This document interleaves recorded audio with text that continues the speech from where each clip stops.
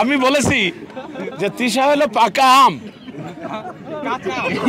পাকা আম, আর মুস্তাক হলো পাকা লাউ, পাকা লাউ।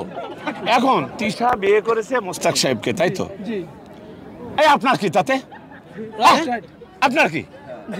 আপনার ঘর থেকে বের করে নিয়েছে আপনার বোন, ভাই বোন, এত মিডিয়ার তোলফাড় কেন? কুমিল্লা থেকে আসছি আমি দুইটা প্রশ্ন করার জন্য। প্রশ্নটা হয়েছে যে এখন মুস্তাক আর তিশাকে নিয়ে যে না এটা আমি কুমিল্লা থেকে আসছি। স্যার এই বিষয়টা যদি আমি আনসারটা না পাই আমি অনেক কষ্ট পাবো। কুমিল্লা থেকে আসছি। আপনি কুমিল্লা থেকে আসছেন শুধুমাত্র এই কোশ্চেনটা করার জন্য। আরে জীবন গেছে না, এখন আমি এই কোশ্চেনটা স্যারে দিবে। আরে বাবা আমি বলি সেটা হলো কি, আমি যে পর্বে আসছি সেই পর্ব শেষ হয় তারপর আর গাই না না আমার পর্ব কথা বলেন না না না না স্যার এটা আরে পর্ব শেষ হয় তারপর সবাই শুনবে স্যার। এই পর্ব বেশি কঠিন না। আচ্ছা তার প্রশ্নটা হলো স্যার প্রশ্নটা হলো মুস্তাক তিশাকে বিয়ে করেছে, হ্যাঁ যোগ্যতা আছে, টাকা আছে, পয়সা আছে, সবকিছু আছে। আপনি ক্যামেরায় তাই কথা বলেন আমাদের কেন? টাকা যোগ্যতা আছে, টাকা আছে, পয়সা আছে, সবকিছু আছে। তো অন্য মানুষটা একে খারাপ বলতেছে কেন, ঘৃণা করতেছে কেন, কমেন্টসে খারাপ, এটার কারণটা কি আমার একটু বুঝান। এটার কারণ কি? এটার কারণটা একটু বুঝান। এই কারণ কোনো সমাধান নাই। কারণ হলো কি, কেউ নিজের ছেলে পরের বাড়ি রেখে রাখাল রাখে, আর ওই মাস গেলে 2 কাঠা ধান দেয়, এটা না খাই জমাই খাই, আবার ওই গেরস্ত জমি কেনে ওই বাবা। ঠিক আছে, ভালো করে বুঝেন। কিন্তু গরিব মানুষ বড়লোকের বাড়ি ছেড়ে রাখাল থাই, মাস গেলে 2 কাঠা ধান পায়, ওই 2 কাঠা না খাই জমায় সে গৃহস্থ জমি 2 কাঠা করে কিনতে থাকে। আর যার জমি আছে সে জমি বিক্রি করে ছেলেপিলে লেখাপড়া করাতে থাকে। একজন আর এক মত, এই কথার জবাব নাই। এক কথা না জবাব নাই, ঠিক আছে। আমি আরে আবার তর্ক করছেন কেন?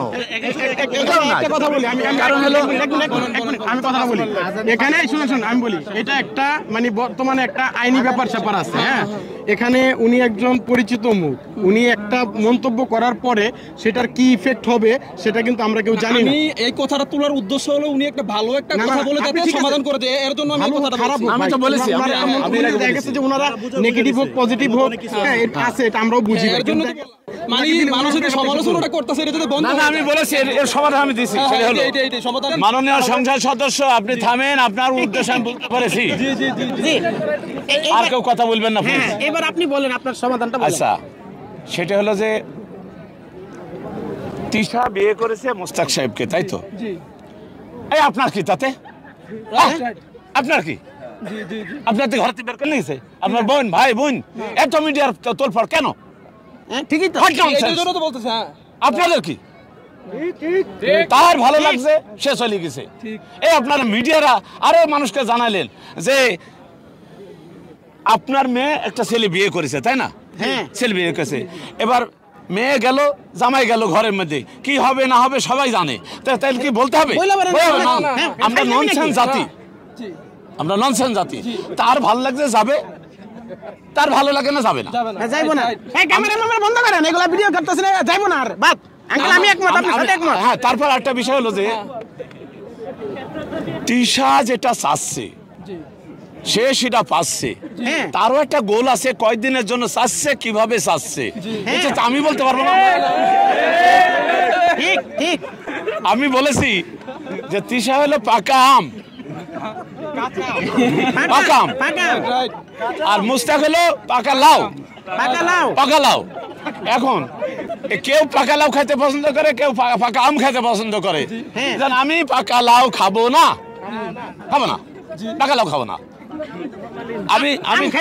আমি কাঁচা লাউ খাবো, টাটকা লাউ খাবো, আমার মজা লাগবে, আমি খাবো।